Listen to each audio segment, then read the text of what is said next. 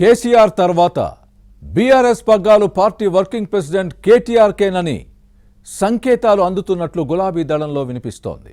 పార్టీలో అన్నీ తానే వ్యవహరిస్తున్న కేటీఆర్ అధ్యక్ష బాధ్యతలు తీసుకోవడం లాంఛనమేనన్న చర్చ కూడా సాగుతోంది. కేటీఆర్ నాయకత్వంలో పనిచేయడానికి సిద్ధమని హరీష్ రావు ప్రకటించడంతో పార్టీలో నాయకత్వం విషయంలో ఎవ్వరికీ ఎలాంటి సందేహాలు అవసరం లేదన్న చర్చ సాగుతోంది. కేటీఆర్కు కారు పార్టీ స్టీరింగ్ను అప్పగించే విషయంలో జరుగుతున్న చర్చ ఏంటి? అధినాయకత్వం ఆలోచనలు ఎలా ఉన్నాయి? కేటీఆర్కు సహకరిస్తానని హరీష్ రావు హార్ట్ఫుల్గానే అన్నారా?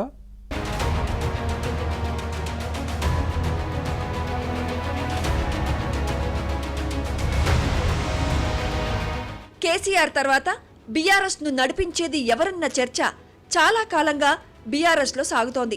కేసీఆర్ స్థానం కోసం కేటీఆర్, హరీష్ రావు, కవిత మధ్య ఆరోగ్యకరమైన పోటీ ఉంది. వర్కింగ్ ప్రెసిడెంట్ హోదాలో కేటీఆర్ పార్టీలో అన్నీ తానే వ్యవహరిస్తున్నారు. చాలా కాలం క్రితమే కేటీఆరే తన వారసుడన్న సంకేతాలను కేసీఆర్ పార్టీ శ్రేణులకు పంపారు. అయితే గత నెల 27న హన్మకొండ జిల్లాలో రజతోత్సవ సభ సాక్షిగా కేటీఆర్ బీఆర్ఎస్ భవిష్యత్ దళపతి అని మరోసారి రుజువైంది. ఉద్యమ పార్టీగా అవతరించిన బీఆర్ఎస్ 10 ఏళ్లు తెలంగాణను పాలించింది. ప్రస్తుతం ప్రతిపక్ష హోదా పాత్ర పోషిస్తోంది. ప్రస్తుతం కేసీఆర్ అన్నీ తానే కారు పార్టీని నడిపిస్తున్నారు. తర్వాత ఎవరనే విషయంలో కేటీఆర్, కవిత, హరీష్ రావు ఎక్కడా బహిరంగంగా మాట్లాడింది లేదు. కేసీఆరే నాయకుడని, తాము సైనికులమని, అధినేత నాయకత్వంలోనే పనిచేస్తామని చెప్తూ ఉంటారు. పార్టీ కోసం పోటీ పడుతూ పనిచేస్తున్నారు. ఇప్పటి వరకు ముగ్గురు మధ్య పోటీ పార్టీకి మేలు చేసింది. అయితే కేటీఆర్ కు బీఆర్ఎస్ వర్కింగ్ ప్రెసిడెంట్ పోస్ట్ ను కట్టబెట్టినప్పుడే భవిష్యత్తులో పార్టీని నడిపేది యువనేతేనని సంకేతాలు పంపారని అప్పట్లో చర్చ జరిగింది.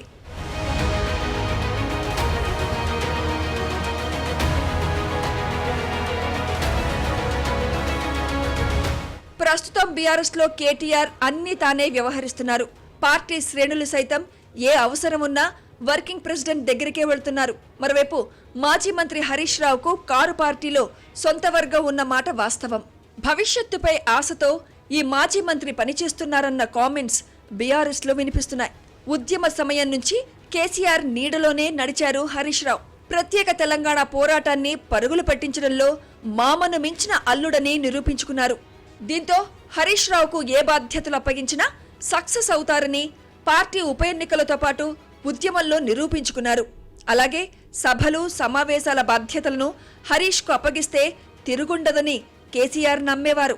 దీంతో గులాబీ దళపతి కేసీఆర్ తర్వాత పార్టీలో హరీష్ రావే అనే ఆలోచనలతో ఎమ్మెల్యేలు, నేతలు ఈయన వెంట క్యూ కట్టేవారు. మరోవైపు తెలంగాణ ఉద్యమ సమయంలో పొలిటికల్ ఎంట్రీ ఇచ్చిన కేటీఆర్ అందరితో కలిసిపోయేవారు. ఓవైపు హరీష్ రావు, మరోవైపు కేటీఆర్ కృష్ణ అర్జునుల్లా రాష్ట్రమంతా పర్యటించి పార్టీ కోసం నిలబడ్డారు. ఈ నేపథ్యంలో కేసీఆర్ తర్వాత బాస్ ఎవరో బీఆర్ఎస్ నేతలు తేల్చుకోలేకపోయారు.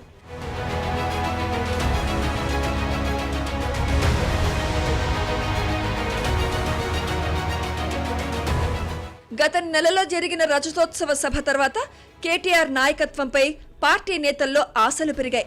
కానీ ఇక్కడే మరో ప్రశ్న ఎదురవుతోంది. కేటీఆర్ కు పూర్తి బాధ్యతలిస్తే హరీష్ రావు సహకరిస్తారా లేదా అన్న అనుమానాలు లేకపోలేదు. ఇదే సమయంలో బీఆర్ఎస్ లో ఆధిపత్య పోరు అంటూ ప్రచారం జరిగింది. అయితే వారసత్వ పోరు లేదని హరీష్ తేల్చేశారు. నిజానికి తన పనితీరుతో గులాబీ పార్టీలో కొందరు ఎమ్మెల్యేలు హరీష్ కు ఫాలోవర్స్ గా మారారు.